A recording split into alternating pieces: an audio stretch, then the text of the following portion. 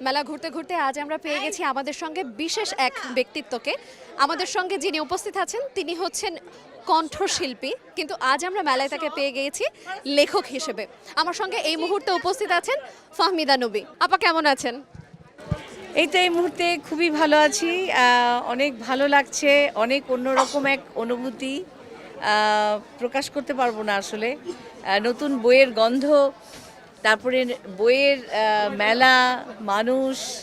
আপা আপনার কাছে যেটা জানতে চাইবো, আমরা আপনাকে সব সময় ছোটবেলা থেকে দেখে বড় হয়েছি, আপনি গান গাইছেন। হুট করে গানের পাশাপাশি লেখালেখিটা, এই বিষয়টা আপনার কাছে ঠিক কেমন লাগছে? আপনার অনুভূতিটা কেমন? আপনাকে আপনার যারা দর্শক আছেন, ভক্ত আছেন, এখন নতুন এক রূপে চিনতে পারছে।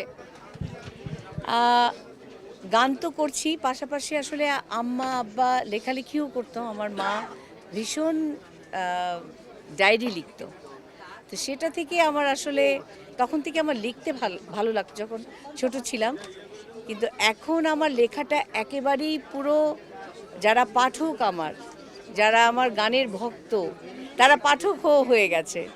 40% বেশি গ্লো, বিশ্বের 1 নম্বর গ্লো ক্রিম, নতুন গ্লো এন্ড লাভলি। আমি আসলে এখন পুরোপুরি লিখছি আমার বোধ থেকে শুরু করে, আমি মানুষের জন্য লিখছি, যেন মানুষ ইতিবাচকতায় তাদের নিজেদের জীবনের অংশগুলোকে নিয়েই আমার লেখাগুলো পড়ে যদি তাদের কোনো উপকারে আসে, সেই উপলব্ধি থেকে লেখা। ফাহমিদা নবীর ডায়েরি পড়ে পাঠকেরা কি বার্তা পাচ্ছে? অনেক বার্তা পাচ্ছে, এবং আমি আজকে সকালেও যখন আমি পড়লাম, লিখলাম একটা লেখা, বললো যে আপা আমি আজকেই ভাবছিলাম জীবনটাকে এভাবে কিভাবে আরও সঠিক করা যায়। আপনার লেখাটা পড়ে আমি আজকে আবার উজ্জীবিত হলাম, আমার স্বপ্ন দেখার জায়গাটা আরেকটু বড় হলো। আমরা তো ফাহমিদা নবীর ডায়েরি পেয়ে যাচ্ছি, তারপর থেকে কি পাঠকেরা আরও বেশি এইরকম ফাহমিদা নবীর কাছ থেকে উপহার হিসেবে বই পাবে? আমি তো লিখে যাব, আমার লেখার কখনো থামবে না যতদিন বেঁচে আছি। কারণ যা দেখি, যা ভাবি, যা স্বপ্ন চিন্তায় করি, এবং মানুষের জন্য আমার যা পজিটিভ কথা বলার, সেটা আমি বলেই যাব। পাশাপাশি গানের যে বিষয়টা, সেটা হচ্ছে আমার আরও অভিজ্ঞ হচ্ছে আমার গানের চিন্তার জায়গা।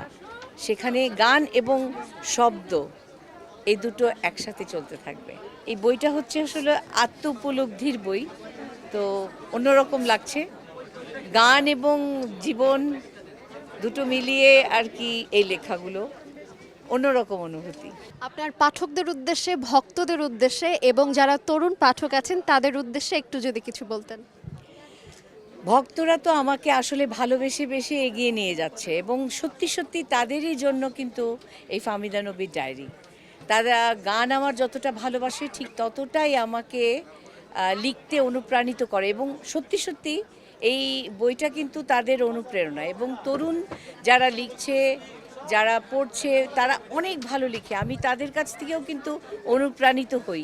নতুন নতুন চিন্তা আমার ভিতরে জাগ্রত হয়, সেটাকে আমি মিলিয়ে একটা নতুন কিছু তৈরি করবার, নতুন কথা, নতুন শব্দ, নতুন ভাবনার একটা অভিপ্রকাশ আমি করবার চেষ্টা করি, এবং সবার জন্য অনেক শুভকামনা। আপনাকে অসংখ্য ধন্যবাদ আপা, আপনার মূল্যবান সময় আমাদেরকে দেবার জন্য। দর্শক, আমরা কথা বলছিলাম ফাহমিদা নবীর সঙ্গে। আমরা মেলা ঘুরতে ঘুরতে আমাদের সৌভাগ্য বটে, আমরা আজ তাকে পেয়ে গিয়েছি। ভালো থাকুন, সুস্থ থাকুন, সঙ্গে থাকুন সময়ের।